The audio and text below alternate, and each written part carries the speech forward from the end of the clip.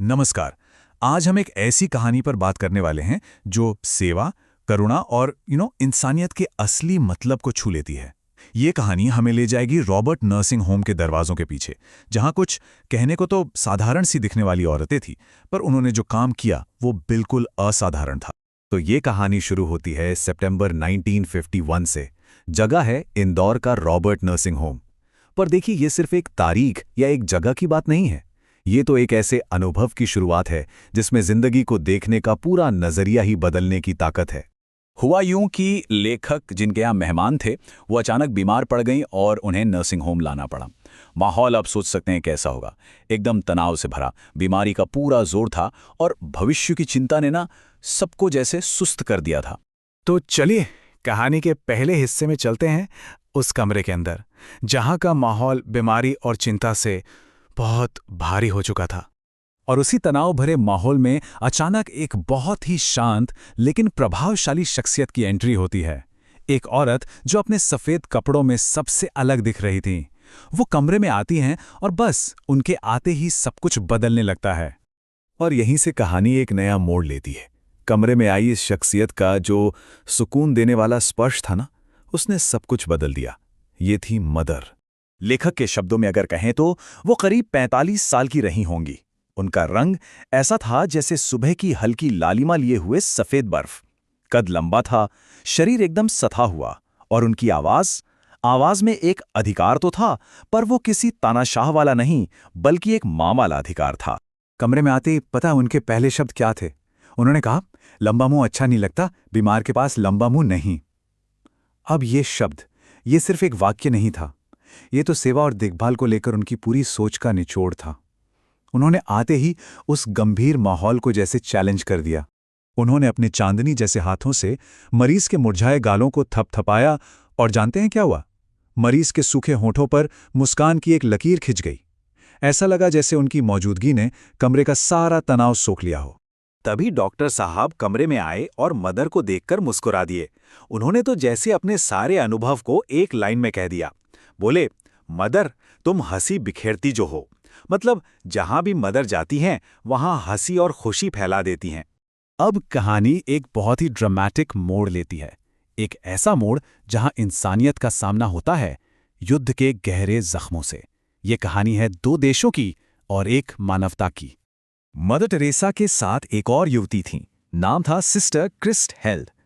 लेखक बताते हैं कि वो इतनी खूबसूरत थीं मानो चांदनी को दूध में घोलकर बनाया गया हो। और यही वो शख्सियत थीं जो इंसानियत का एक बहुत गहरा सबक सिखाने वाली थीं। और यहां सबसे दिलचस्प बात क्या है पता है?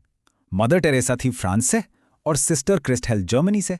सोचिए, दो ऐसे देश जो अभी अभी सेकेंड वर्ल्ड वॉर में एक दूसरे के कट्टर दुश्मन थे। तो लेखक, जो उस वक्त की दुनियादारी वाली सोच से बंधे थे, वो मदर से एक चुपता हुआ सवाल कर बैठते हैं।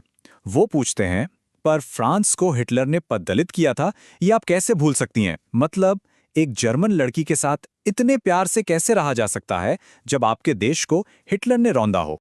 लेकिन मदर टेरेसा का जो जवाब था वो सियासत और नफरत से बहुत ऊपर था।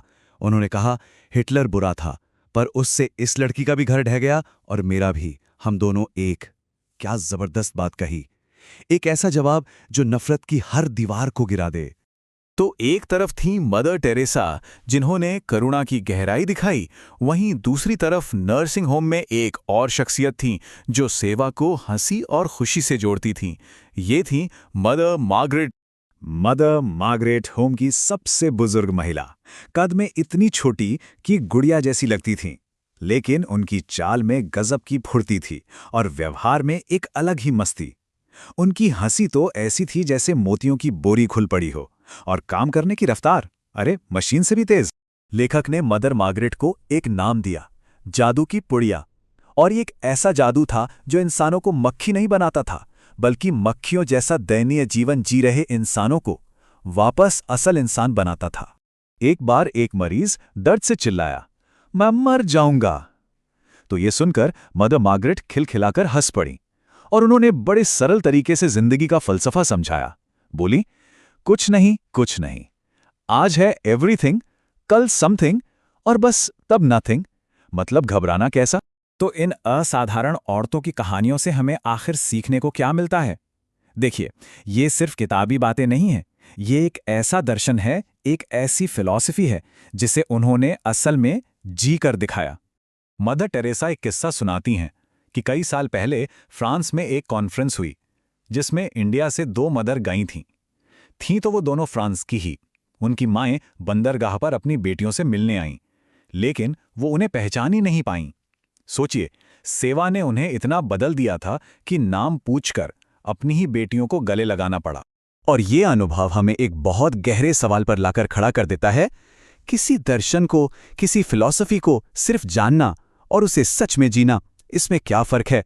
असली ज्ञान आखिर है कहाँ? और आखिर में लेखक इसी नतीजे पर पहुंचते हैं। वो मन ही मन सोचते हैं, हम भारतवासी गीता को कंठ में रखकर धनी हुए, पर तुम उसे जीवन में ले कृतार्थ हुई। मतलब हम गीता को रटकर खुद को ज्ञानी समझते हैं, लेकिन सिस्टर क्रिस्ट हेल्ड जैसी आत्माएं उसे जीकर धन्य हो गईं। तो शायद असली ज्ञान शब्दों में नहीं, बल्कि सेवा और कर्म में ही है।